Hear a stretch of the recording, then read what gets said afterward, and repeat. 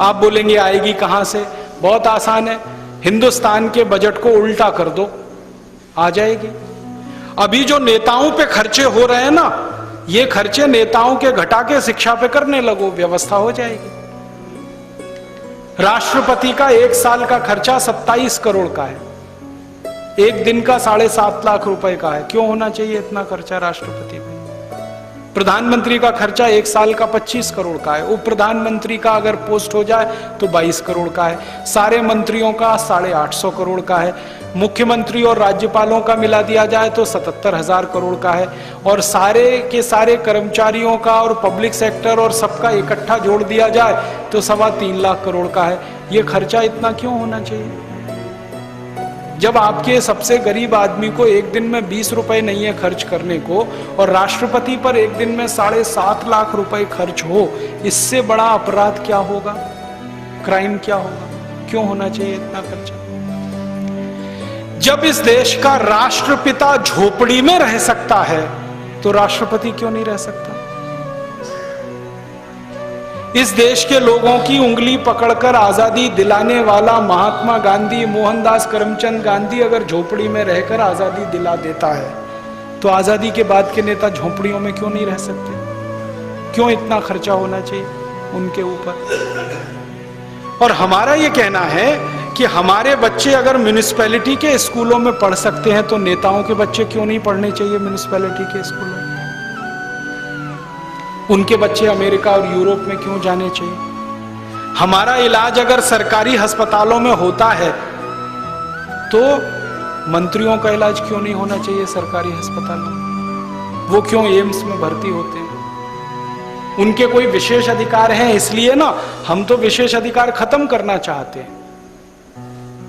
आप दुनिया के तमाम देशों में जाओ, फ्रांस में जाओ, जर्मनी में जाओ, डेनमार्क में, स्वीडन में, कहीं भी चले जाओ, शाम को 5 बजे के बाद उस देश के राष्ट्रपति आपको सब्जी खरीदते हुए, अपना थैला लटकाते हुए दुकानों में दिखाई दे जाएंगे, राष्ट्रपति और प्रधानमंत्री।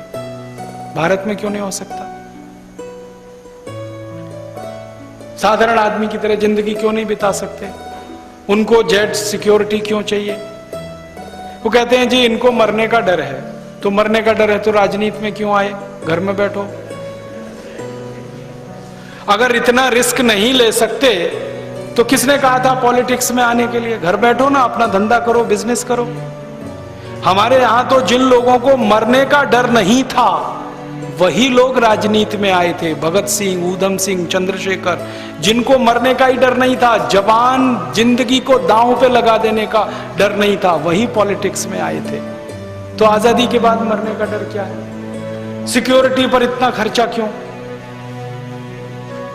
और मेरा एक ही कहना है कि अगर इन नेताओं ने किसी का कुछ बिगाड़ा नहीं तो इनको चिंता क्या मरने की? कोई मारेगा क्यों?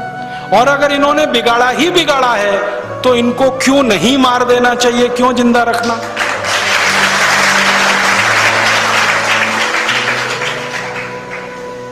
आप बताओ ना, किसी का कुछ बिगाड़ा नहीं तो आप चिंता क्यों कर रहे हो? भगवान आपकी रक्षा करेगा। और जो जिंदगी भर बिगाड़ा है तो आपको जिंदा क्यों रहने दिया जाए? क्यों नहीं खत्म कर दिया जाए आपको इस व्यवस्था में? तो ये फालतू के खर्चे जो नेताओं पर हो रहे हैं, यही खर्चे को खत्म करके हम शिक्षा में खर्चा करने लगे तो हर गरीब आदमी का बच्चा बिना एक पैसा दिए पढ़ाई कर सकता है, engineer, doctor, chartered accountant, manager, IAS, IPS बन सकता है। थोड़ा सा चेंज करना है सिस्टम। हमारा मानना है कि सारे सांसद, सारे विधायक वैसे ही साधारण तरीके से रहें जैसे इस देश का आम आदमी रहता है, क्योंकि वो उसके प्रतिनिधि हैं। वो करोड़पतियों के प्रतिनिधि नहीं है, वो आम आदमी के प्रतिनिधि है, गरीब आदमी के प्रतिनिधि।